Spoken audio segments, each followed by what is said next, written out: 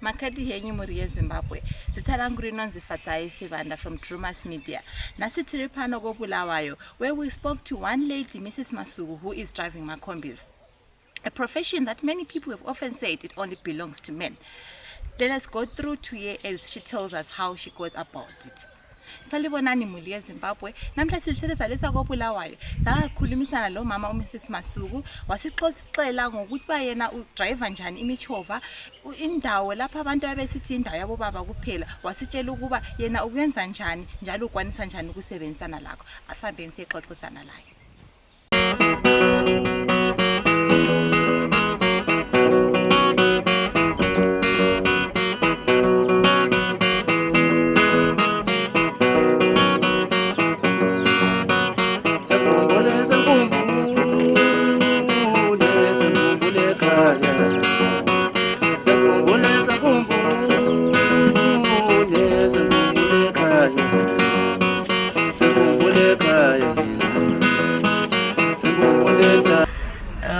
Ibizo lami nginguSehlisiwe ngizalwa koMpofu kodwa nginguMrs Masuku. Ngilabantwana abangu5 ngihlala eHowmine ngichova iManningdale. So ukuze ngize ngifike lapha ekuthini ngichove iManningdale kumbe ngibrande ngibe kuBoopta mina lo myeni wami sahamba emahofisini eBoopta. Sambe emahofisini eBoopta bafika basamukela kuhle KM Ndlovu uMsipho Mzamani basamukela kuhle then sahamba sayibranda basitshela ukuthi sichove iManningdale. Yikho ukuthi ngize ngibe lapha eSitholo njengoba ungibona. Alright, simpili ngathi xoxa mama ukuthi likhula ukukhuleni kwenu lalifisa ukuba yini njalo yini eyaliyenza lagcina selifike kule professional kiyo kathesi. Mina ngamfisa ukuba ngunurse ngumongikazi. Kodwa ngase ngikhula ngabe sengichada ngisenkulweni kuJehovah's Witness. So sase lo myeni wami sabe sesithenga umchova lo. Sesithengile umchova lo ngase ngibona ukuthi sase sibona ukuthi indaba zokunika driver kungasihlupha kungasikhathaza njengoba silabantwana. Njengoba umyeni wami esebenza eHowmine wabe sengikhuthaza ukuthi hayi ngcono uthathe ilicense wena ukudriver njengoba mina ngitshona emsebenzini uzibambele sibona ukuthi imali singenzani ngayo. So yikho ukuthi ngicine sengenjani sengilapha emchoveni sengidrive. Alright, and then maybe you can also tell us ukuthi ekuqaleni kwenu what were the challenges that you faced? Alright, ama challenges engafesayo ngangidelelwa thina omama siyadelelwa kodwa ngenxa yokuthi ngiku-organization ehlelekile uBoopta. iBoopta iyakhuza lapha lalapha bona laba babe bedelela ikakhulukazi abanikazi bezimoto ama-owners ayifuni umuntu odelela omunye. So babekhuze ekukhuzeni kwabo izinto zahamba ngohlelo zatshelela. So i-association engikuyo uBoopta yindawo ehlelekileyo, yindawo yokuthi abantu bayahloniphana. So sisebenza kuhle kakhulu. Yoma challenges engangwafesa lokuthi amadoda ayagijima engabamba isteering ayagijima. So awuthi kwesinye isikhathi ukudelela kwakhona bahamba bekuchayela i-one-way bengabona usugcwala lapha ngalo ufika ngale uswele abantu. Kodwa kwaya ngokuya njengoba bebona ukuthi hayi umama lo uzosebenza akabuyanga ukuzodlala ukuzokwenza okunye. Hayi bagcina sebenjwayele lamanje kathi sisebenza kuhle. Lula sisi lalingekho lula ngoba lapha eSitholo always nxa ufika kumele ureverse. So lalingekho lula kodwa hayi bona laba engisebenza laba engithi ngobhudi bami obabami labo bangithi ngingusisi wabo abanye bathi ngumntana nami abakhulile babe ngincedisa la nxa ule license kodwa ungakabi le more experience hayi babe ngincedisa sibili ngereverse kwakungekho lula wawuthi nxa uvuka so usubuya ucabanga ukuya etown uzungani utshaya likhanda kwakunzima kakhulu. And then, do you think this is a proper field for abantu abangomama? Would you encourage abantu abomama abaningi to get into this field? Yebo kakhulu, it's a proper field. Abangene bayabancedisa ikakhulukazi omama bengangena kuma organization ona la ahlelekileyo njengabo Bopta ku-organized ukuthi hayi awusozuzulahlekile awusozudelelwe kumbe uthethiswe ngamadoda kodwa bayakuhlonipha kuyasebenzeka labo labe di-communicator lonke lasemgwaqweni okuningi bekufundisa ukuthi senza njani ukuthi size sithola abantu sithole imali. All right.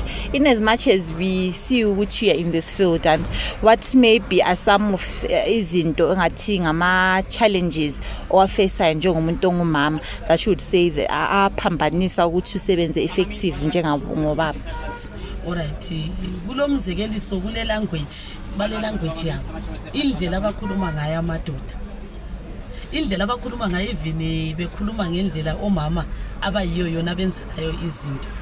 So iyangani yaphambanisa kodwa njengoba sisemsebenzini sisi uyalalela kuphela uhleke okunye hayi uba correct nxa ubona ukuthi hayi lokho kayisikho ngoba bakutsho indlela ofuna ukuthi wona bakuhloniphe ngayo yindlela ozabaphendula ngayo kumbe indlela oyenza ngayo kumbe indlela ogqoka ngayo kuhle. Lesikhathi futhi isikhathi amadoda avukele kuseni asibamba isikhathi ngenye challenge futhi. So lami kabe kumele ukuthi ngivuke ngizobamba isikhathi kodwa hayi sengakujwayela. So since you mentioned that this is your third year and lilomntwana le 1 year and some months, it means that there was a time when you were in this profession lizithwele. So how was the process? How was it during that time? Alright, ngizithwele ngandithanda vele ukuba semoteni. Ngangithi ngingahamba endlini kuphela. Uyakwazi ukuthi nomama ngangihle ngikhiphe inhlanze khona kodwa ngaba semoteni number 1. Ngazithwala sibi ngaze ngayefika 9 months ngidrive. Udokotela wayesetshela ukuthi mana kancane. Kodwa wakungani kuyangiyalela ukuhlala ngahlala ivike yi1 ngihamba ngayobeletha. Kwakunzima ukuhlala kwangikhona endlini njengoba ngase njwayele vele ukutshona ngingekho kodwa ngahlala inyanga eyi1 isikolo zazivaliwe siye zivulwa ngazobuyela ku public transport. All right. Abanye abafazi who see you in this profession, what do they usually say? Abambonayo bayangikhuthaza kakhulu ikakhulukazi eManningdale lapho engisebenzela khona banjela bathi unganiki omunye umuntu imota yakho. La kanye ngalibona leli qiniso sisi ngoba ngikhuluma kanje imota le iviki edlulile isithenge enye imota NV350 straight from Japan ikhona isendlini ebuyile. So bayangikhuthaza kakhulu ukuthi awuqhubekele phambili usiphatha kuhle njalo ukuchova kwabomama awufana lokwabo baba la kuma potholes hayi awusingenisa usichova kuhle size siyofike kuhle. Bayabonga kakhulu even abangobaba eManningdale engisebenza labo bayabonga kakhulu bangicollectela imali kwesisikhathi bamvalile lesivalo. So maybe lingafuna ukukhuthaza omama lingasitshela kancane ukuthi yini omama engafuna ukubakhuthaza ngakho. Ngikhuthaza omama ukuthi abawungene kumsebenzi nxa benesifiso. Umsebenzi lo uyaphilisa ngcono futhi ufuna isibindi. Ngibakhuthaza ukuthi bahambe bayefundela i-driving babe le-license epheleleyo babe lama-papers akwanileyo. Khonokho kuyabanceda ukuthi ngoba ku-driving school yikho esikhitshwa khona uvalo abangeke babe lovalo. Ngibakhuthaze futhi ukuthi bangesabi babuye bazosebenza labantu abangobaba labo babe bakhayela njengabobhuti babo uboyise babo bayabancedisa kakhulu. Ngipengabakhuthaza. We have done it as Drumas Media. Njengoba sibonile balaleli bethu umama usitshelile ukuba ilanga lakhe liqekela from 4 AM lize liyefika ntambama ngo6 AM. Simbonile wasitshela ama challenges abalawo kodwa kukho konke usitshelisile ukuthi akwila misebenzi ukuthi ayimisebenzi yabo mama imisebenzi yabo baba wonke umuntu engakwanisa ukuyenza. Siyabonga for kuba lathi namhlanje as Drumas Media taking you to another level. Don't forget to subscribe and like. See you next time. Goodbye, my friends. Goodbye, my friends.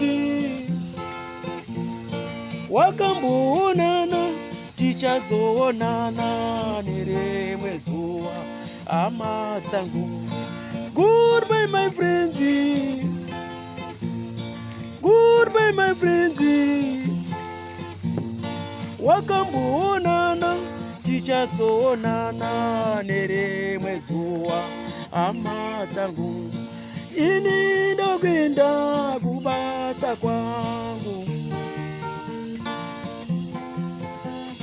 iwe maki